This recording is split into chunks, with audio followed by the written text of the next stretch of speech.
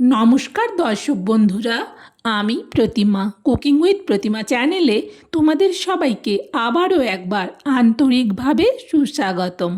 আশা করি বন্ধুরা তোমরা সবাই খুব ভালো আছো, সুস্থ আছো। আমিও তোমাদের মতো ভালো বন্ধু পেয়ে খুব ভালো আছি।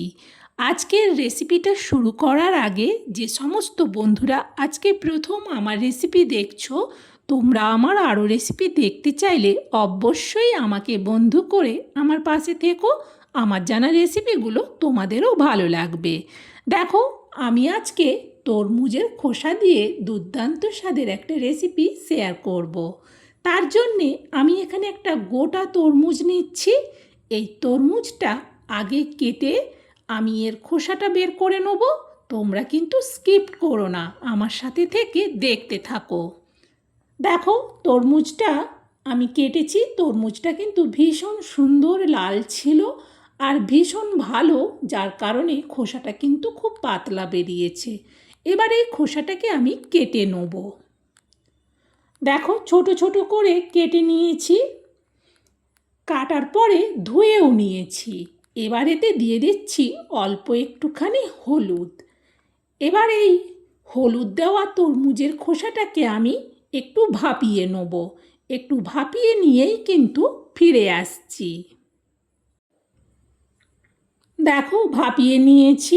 ভাপিয়ে জলটা ঝারিয়ে নিয়েছি। এটা কিন্তু পুরো সেদ্ধ হয়নি, এখনও জাস্ট একটু ভাপিয়ে নিয়েছি। এই তরমুজের খোসার সাথে দিয়ে দেবো আমি আলু।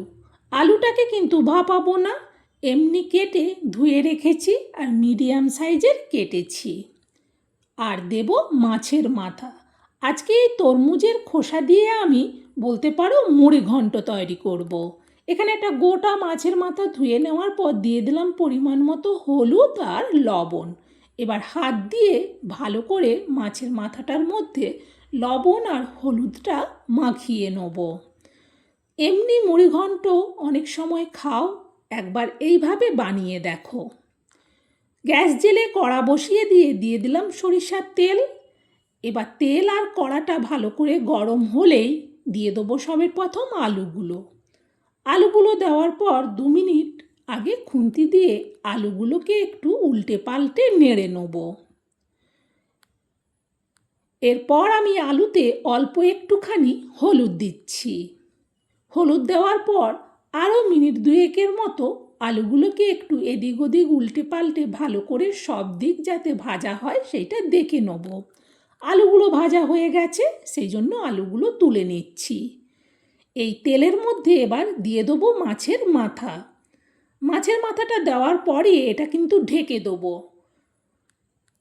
মিনিট 2 অপেক্ষার পর ঢাকনাটা খুলে মাছের মাথার এক সাইড হয়ে গেছে, আস্তে করে উল্টে দেবো। উল্টে দিয়েই কিন্তু এটা আবারও ঢেকে দেবো, কারণ এই সময় ভীষণ গরম তেল ছিটায়। মাছের মাথাতে যে মোটা চামড়াটা আছে সেই জন্যেই তেলটা বেশি ছেটায়। ঢেকে দিয়ে ভাজলে তাহলে কিন্তু সুন্দর ভাজা হয়ে যাবে আর একটুও গায়ে হাতে তেল পড়বে না। দেখো, মাছের মাথাটা সুন্দর করে ভাজা হয়ে গেছে সব দিক। এবার মাছের মাথাটাকেও আমি ভেজে রাখা আলুর সাথেই তুলে নিচ্ছি। এখনও এতে যা তেল আছে এই তেলেই হয়ে যাবে। দিয়ে দিচ্ছি এতে হাফ চামচের মতো গ্রেট করা রসুন। 2 মিনিট আগে রসুনটাকে ভেজে নেব। এরপর এতে দিয়ে দিচ্ছি একটা মিডিয়াম সাইজের গোটা পেঁয়াজকেও গ্রেট করে নিয়েছি। সেই গ্রেট করা পেঁয়াজটা দিলাম, তবে তোমরা চাইলে কিন্তু পেঁয়াজ কুচি করেও দিতে পারো। 2 মিনিট ভেজে নেওয়ার পর দিয়ে দিচ্ছি এবার গ্রেট করা আদা। আদাটা কিন্তু ভর্তি করে চা চামচের মাপে 1 চামচ দিলাম। আরও মিনিট 2 মতো আদা পেঁয়াজ রসুনকে ভেজে নিলাম। এইভাবে ভেজে নেওয়ার পর এবার আমি এতে দিয়ে দিচ্ছি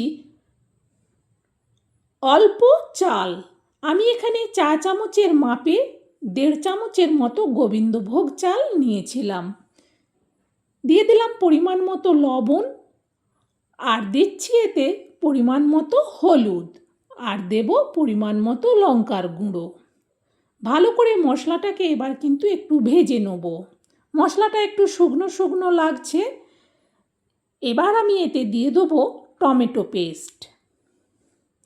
একটা বড় সাইজের গোটা টমেটোর পুরো পেস্টটাই কিন্তু দিয়ে দিলাম। টমেটো পেস্টটা দিলে একটু জল জল হয়। মশলাটাকে এবার ভালো করে কষিয়ে নিতে হবে। ভালো করে টমেটোটাকে কষিয়ে নিলাম। দেখো সুন্দরভাবে টমেটোটা কষানো হয়ে গেছে। এখন এতে দিয়ে দেবো ভাপিয়ে রাখা তরমুজের খোসাগুলো। পুরোটা দেওয়ার পর খুন্তি দিয়ে এবার ভালো করে মশলার সাথে ভাপানো তরমুজের খোসাটাকে মিশিয়ে নেব। সুন্দরভাবে মেশানো হয়ে গেছে। এবার এতে দিয়ে দেবো ভেজে তুলে রাখা আলু আর মাছের মাথা। খুন্তি দিয়ে আবারও আলু, মাছের মাথা আর তরমুজের খোসাটাকে ভালো করে একটু মিশিয়ে মিনিট 3 মতো কষিয়ে নেব। মাছের মাথা আলু ভালো করে ভাজা আছে, সেই জন্যে মিনিট 3 কষানোর পর এবার এতে দিয়ে দেবো পরিমাণ মতো জল। সব কিছু সেদ্ধ হবে, বিশেষ করে ওই যে 1.5 চামচের মতো চাল দিলাম, ওই চালটা সেদ্ধ হবে, সেই মতো একটু বেশি করেই জল দিলাম। খুন্তি দিয়ে নাড়িয়ে দেখে নিলাম, এই জলেই হয়ে যাবে। এবার এটা ঢেকে দিচ্ছি, ঢেকে গ্যাসটাকে বাড়িয়ে দিচ্ছি, তাহলে তাড়াতাড়ি ফুটে উঠবে। ফুটে ওঠার আওয়াজ হতেই আমি কড়ার থেকে ঢাকনাটা সরাচ্ছি। দেখো তরকারিটা সুন্দর ফুটে গেছে। খুন্তি দিয়ে ভালো করে একটু উল্টে পাল্টে নাড়িয়ে দেখে নিলাম। দেখে নেওয়ার পর এটা আবারও ঢেকে দিচ্ছি। এবার কিন্তু গ্যাসটাকে কমিয়ে দিলাম। প্রায় মিনিট 3 বাদে কড়ার থেকে ঢাকনাটা সরাচ্ছি। দেখো তরকারিটা আস্তে আস্তে ফুটছে। খুন্তি দিয়ে ভালো করে একটু নাড়িয়ে দেখে নেব। দেখে নিলাম চালটা কিন্তু এখনও একটু সেদ্ধ হতে বাকি আছে। এখন এতে দিয়ে দিচ্ছি ভাজা জিরে গুঁড়ো 4 চামচের মাপে 1 চামচ, আর দিচ্ছি 2টো ছোটো এলাচ, 2টো লবঙ্গ আর 2 টুকরো দারুচিনি। দেওয়ার পর এটা আবারও একটু ঢেকে দিচ্ছি। আবারও মিনিট 3 বাদে কড়ার থেকে ঢাকনাটা সরাচ্ছি। কি ভীষণ সুন্দর সেন্ট হচ্ছে এই রেসিপিটা থেকে। খুন্তি দিয়ে ভালো করে একটু নিচ থেকে উপর পর্যন্ত নাড়িয়ে দেখে নিলাম। চাল কিন্তু সেদ্ধ হয়ে গেছে। সুন্দর ভালো করে তরকারিটা একটু খুন্তি দিয়ে উল্টে পাল্টে নাড়ানোর পর এবার এটা নাবিয়ে নেব। নাবিয়ে রাখার জন্য এরকম একটা বড় স্টিলের জায়গা নিচ্ছি, তার মধ্যে পুরো তরকারিটা ঢেলে নিচ্ছি। বন্ধুরা, এইভাবে তরমুজের খোসা দিয়ে মুড়িঘণ্ট তৈরি করলে দুর্দান্ত লাগে খেতে। এমনি মুড়িঘণ্ট সবসময় খেতে পারবে, কিন্তু তরমুজের খোসা দিয়ে মুড়িঘণ্ট সবসময় খেতে পারবে না। একবার এইভাবে বানিয়ে দেখো, দুর্দান্ত স্বাদের হয়। আমার রেসিপিটা কেমন লাগলো সেটা কমেন্টে জানিও। ভালো লাগলে একটা লাইক দিও আর রেসিপিটা শেয়ার করে দিও, যাতে তরমুজের খোসা রেসিপিটা সবাই বাড়িতে বানিয়ে নিতে পারে। বন্ধুরা, আজকের মতো রেসিপি শেষ। আবার অন্য দিন অন্য রেসিপিতে দেখা হবে। আজকের মতো বিদায় নিচ্ছি বন্ধুরা, টাটা।